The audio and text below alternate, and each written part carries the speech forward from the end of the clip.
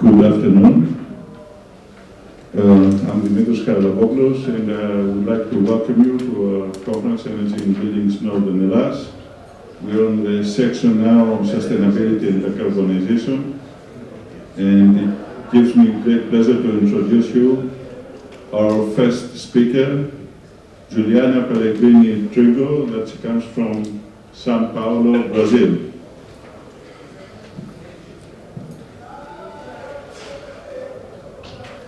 Juliana is an architect with over 23 years of experience in both Brazil and London.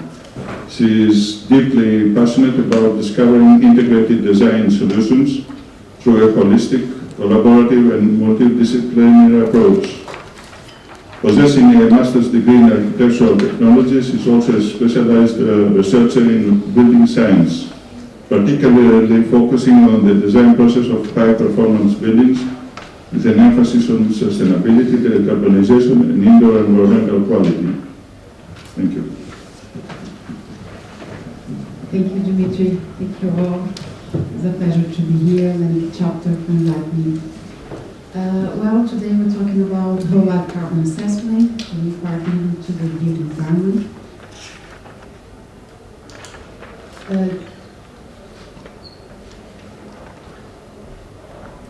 Let me see. We have a delay in the change. No, it's not changing in the. Try and press the. Yeah, it's changing in the computer. It's not changing.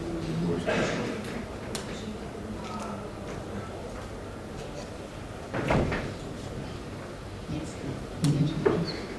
Okay, this is part of the program. So if you want to know more about it, please take a look on ASHRAE.org. ASHRAE is a volunteer work, so we have today a huge event promoted by Hellenic chapter. If you want to get more involved with, talk to them and engage, it's really a nice opportunity to have new networkings and knowledge. Well, the agenda for today, we are talking about the context, why few contexts are happening right now. The other is some concepts that you take in mind to understand the methodology itself is the third topic. And the last one is when and who are involved in the design process. So the first one, climate change. In the left, you can see a graph that combines three pieces of information. The first one is the concentration of CO2 in the atmosphere. The other is the temperature. So we start with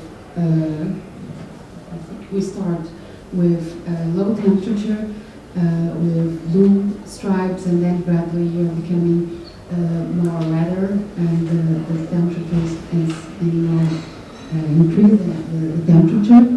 And the last one is the sign of international agreement, and Paris Agreement is the last one in 2015, and seeks to limit 1.5 Celsius or below 3. Here on your right, it's only the temperatures that I bring, only that you have the idea what's going on in Athens, and you can see the same pattern for increase the temperature as well. So the era of global warming has ended, and the era of global warming has arrived.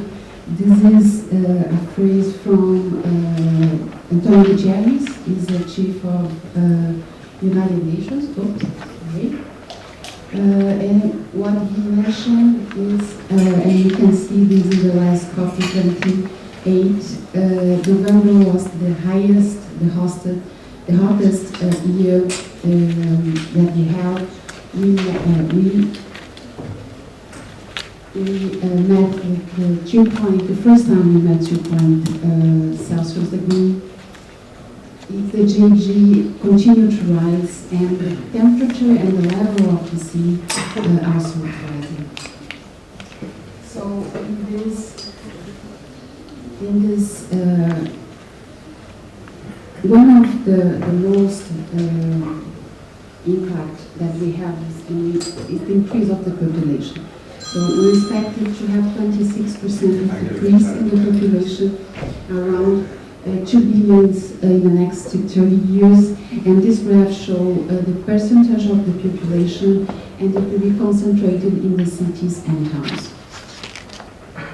On your left, what you can see is from Architecture 2030, what we expect, so we need to construct new buildings to meet this increase of the population. The majority of them on the south of the planet, so India, Africa, and Latin America. On the right, it's a graph that shows the relationship between the growth of the population, the increase of the floor area, and consequently the increase of the emissions and the energy in green and blue. So we expect that you add 240 billion square meters to the global building stock, and that's equivalent to adding entire New York City every month for 40 years. The new data show that the buildings consume around 34% and emit 37%. This is related to the direct emissions that are fossil fuels. They are consumed inside the building, and indirect, so all the generation of the electricity, they are produced outside to power the building, and district energies inside of this area as well. So concepts. I will point here different concepts so you take in mind, and then you can move from the methodology. The first one is the GHG. Is related to the are responsible for the global warming. The unit is CO2 equivalent, so the equivalence of different gases, so methane, vapor, water vapor, CO2. This is a natural one, but we have other gases that are made by human hands, and it have much more impact on the layer. Ozone, like HFCs and PFCs, and they normally use them in HVAC systems.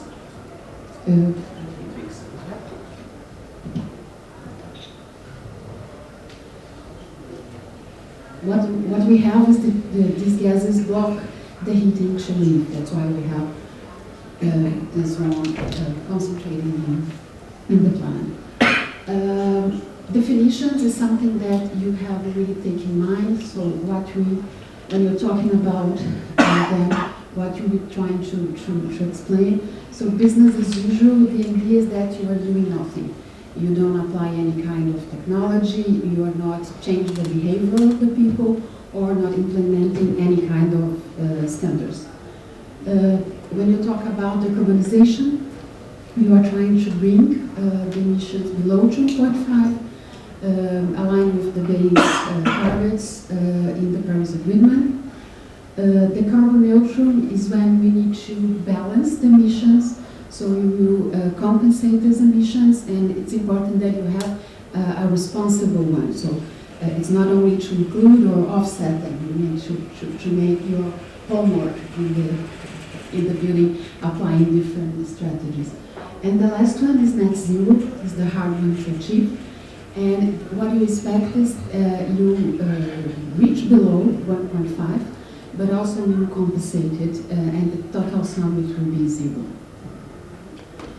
Okay, building layers. This is a concept that you have to understand, and what you do is to split the buildings in different layers. What we have today, we use 60 years, so entire life cycle of a building. Respect the structure you can use at least for one cycle, so 60 years. If you can use more than one time, it will be perfect because it's the biggest emitter related to the layered systems. The other one is the skin, so the facades. What you expect that around 30 years we have any kind of repair or maintenance of the systems. The service is around 20 years, and the systems are related to the light, HVAC, escalators. The space plan, it's around 15 years, and is related to all ceiling, floors, walls, so you need to make any kind of repair or maintenance. And the last one is the stuff, is the furnitures, decors, and our electronic systems. Okay, circular economy. What we have today is based on a linear one. So what we have is take the raw material, then you make it, you produce, you use, you waste, and you dispose. Now what you have to do is to close this bridge. So try to make more recycle, and the goal of the strategies is to reduce the consumption of raw material and also minimize the disposal of them. What we have today is based on a linear fossil fuels, and what you need to do is change the mindset, and you can use the clean energy as a base for produce these materials, and also is a collective effort from all the markets to change this mindset. When we talk about circular economy to the built environment, we're talking about retain, refit, refurbish, reuse, remanufacture, and recycle the materials. Around 100 billion tons of waste are made about demolition, renovation. 35% is sent to the landfill. So life cycle assessment, we use this as a base of the calculation, and when we are talking about that, we are trying to extract, send the material to the manufacturing, send to the construction, you use this material, and then you dispose it. Or if you use the circular economy principle, you are recycling this material and you can close the gap. EPD is another concept. We use these informations for the materials to understand the emissions, environmental product declaration. It's important because we have a standard related to them. We have public materials, so we can have access, easy access of this information. Is a third part verified and critically review this material, and you will have all kinds of informations and terms and definitions related to them. It's important because you can compare the materials, understand who is the high emitter, and then you can make the specification from the stage of the design or repair or the operation of the building. So what is whole life carbon assessment? It's a methodology, so you use the operational carbon and the embodied carbon. The purpose is to use to understand the last emissions you can make during the life cycle of the building, that nowadays you are talking about 60 years. So this is the graphic that you use and help us to the methodology. And here I want to make only a parenthesis. All the information related to embodied carbon will be in pink in the presentation. I picked this as a reference from LETI's London Energy Transformative Initiative, and I think it's a good idea because it helps you to understand what is embodied carbon and what is related to operational carbon. So the first stage we call the upfront stage is the highest moment, and you will have emissions related to the building. And the stage is the stage related to the products and the construction stage. It's rated A1 to A5. Then you move to the in-use stage, B1 to B5. And here you can see you have always the operational carbon, it's B6 and B7, operational energy and operational water. And then you have the life of the stage is related to the end of the construction, so the demolition process, C1 to C4. We close the borders related to the whole life carbon assessment, and we start a new one. This is a circular economy that we call as D stage, and we not include them in the calculation, but we always present them separately So in the next life cycle we will see this in a minute in our slide. I want only that you have in mind that embodied carbon is presented during the whole life of the building, since to A1 to C4. And what you can see, the operational carbon is strictly related to the in use the building. It's interesting because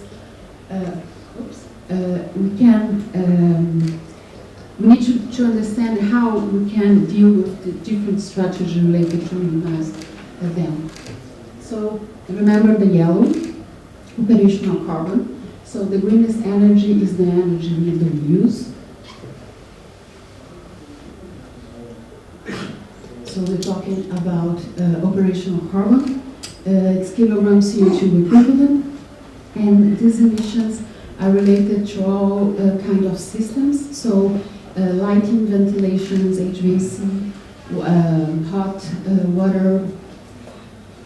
How we measure inoperated energy. It's really simple because we do this by using the energy intensity in kilowatt hours per meters here. And you need to only see your BO count. So you can then understand the emissions and the performance of the building in operation. That's something that you take in mind. We need to understand the operation of the building and to measure them to make our goals or establish the planning for to minimize the emissions. It also, you can compare your building, depending on the typology, if it's a residential or is a commercial one. You can compare, you understand your emissions related to the market, and we also use them for the design and always for the standards, to construct the standards, so it's a reference. Carbon factor, this will impact always your emission, is related to the power grid. So you have an idea that Brazil is a country that we have around 89%, depending on the month of the year, we have green power, hydropower generation, so a grid-based power grid generation. In the other hand, we have Australia, that the majority of the power grid is coal. So it's really a huge challenge to understand how they move forward for a more renewable change in the power grid. And this will really impact your emissions. The greenest building is the one that's already built. So we're talking about here about embodied carbon. This is a paper produced by Carl Elephant. It's a president of American Institute of Architects in 2012. When you're talking about embodied carbon, you are talking about kilograms CO2 equivalent per square meters. And remember I mentioned we use this, all the stage of the life cycle. Since the extraction of material in use, the end of life, so all the consumptions related to the water and energy in the producing of this material, all the replacement that you need to have during the building, and the end of life. So it represents 11% of all emissions. So what you need to understand is we have a huge impact on the embodied carbon, and we need to start to discuss on this. What is expected? It is exactly the regions that we need to buy to build more areas. You need to extract much more resource materials.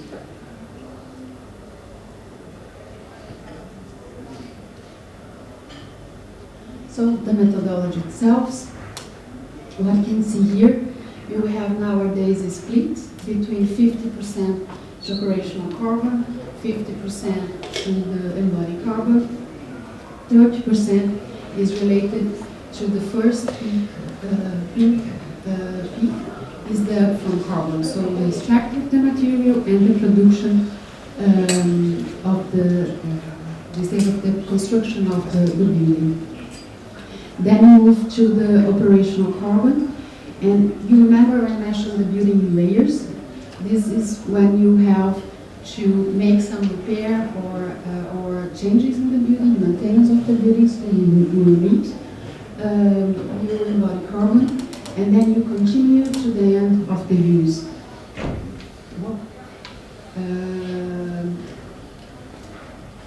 So what you can see here is, since and ASHRAE is really leading this way, we are putting efforts to minimize the energy consumption. And what we expect is the coming to 2030, since we're putting these strategies in place, we are really minimizing operational carbon. And since then, we can see is the importance of the body carbon will grow.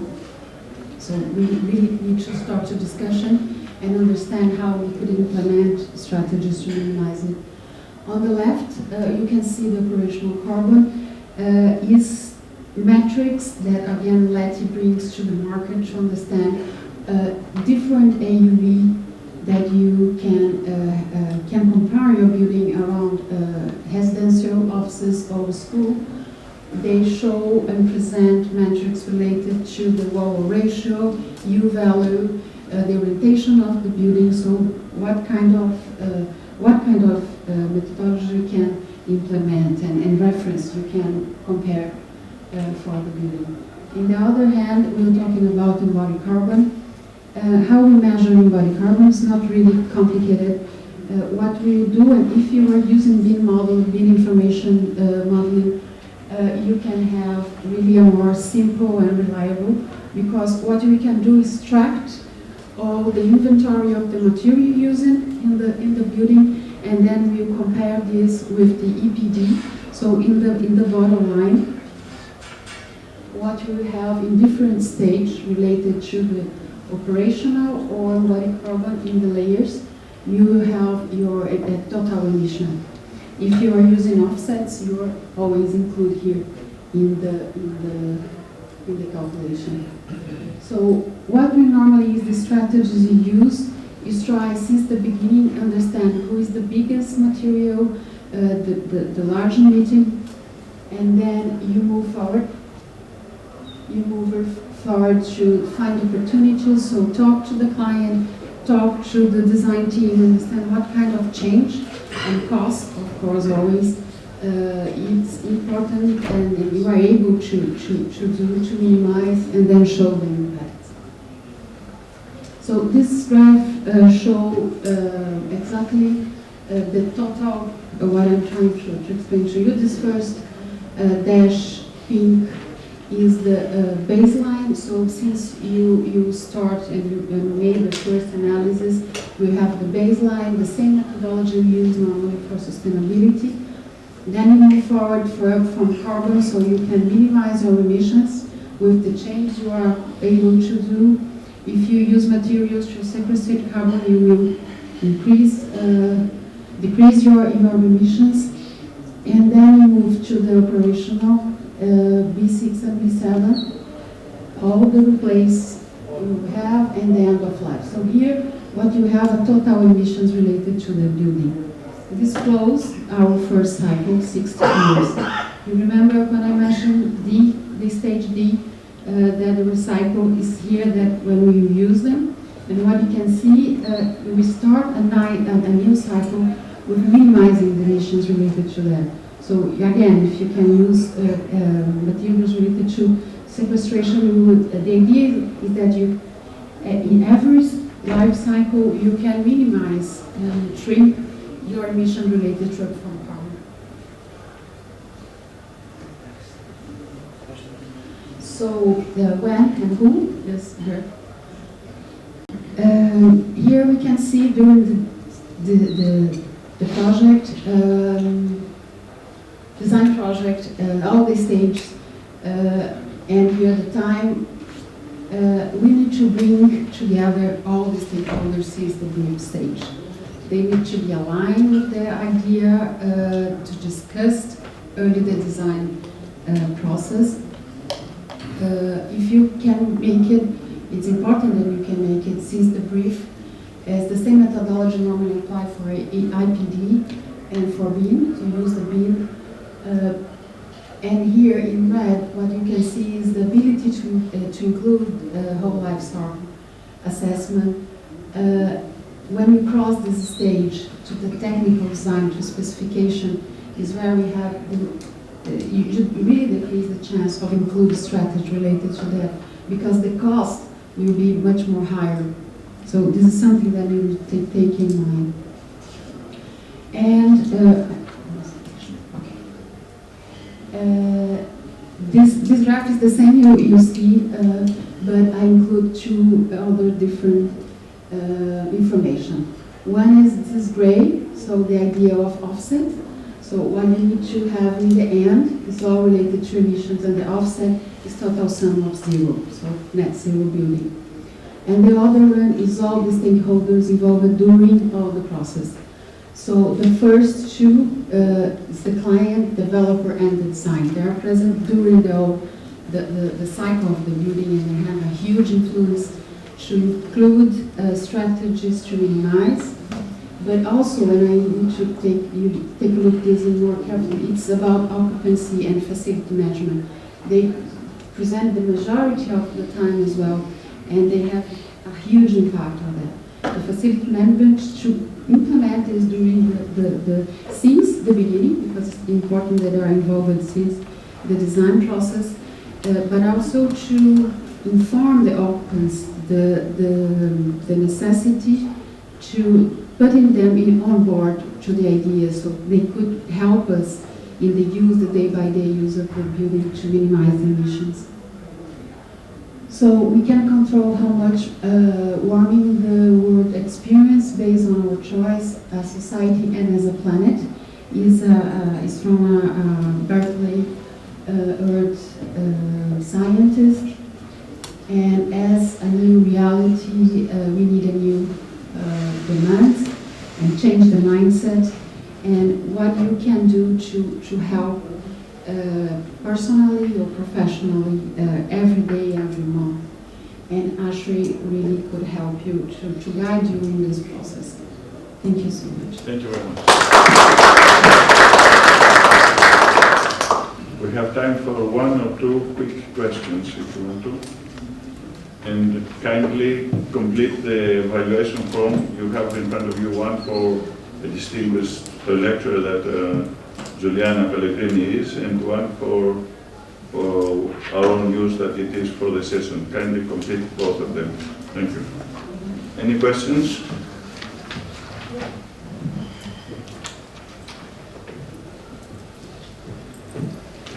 Thank you very much for the presentation.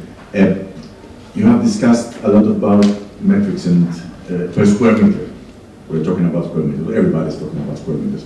The thing is that there are square meters and square meters. I mean, you can have a building with one basement, let's just say, and you may have the same building with 4 basements. So basically, is there a way, or is it something that or is it addressed, or it should be addressed in order to find, let's just say, a weighting factor or something like that, in order to make to analyze this, and so to make a more efficient, let's say, metric about that, because these square meters might have a different impact in kind of emissions.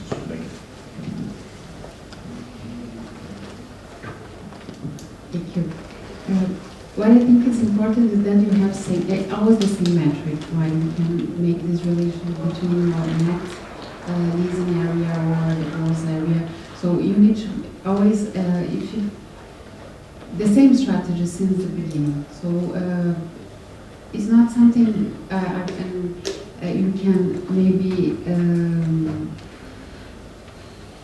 we have some assumptions that you need to have when you're making this process, like in simulations. So it's always important that you can always present in the evaluation what is the assumption and what is exactly the metrics that you're talking about, a net zero, a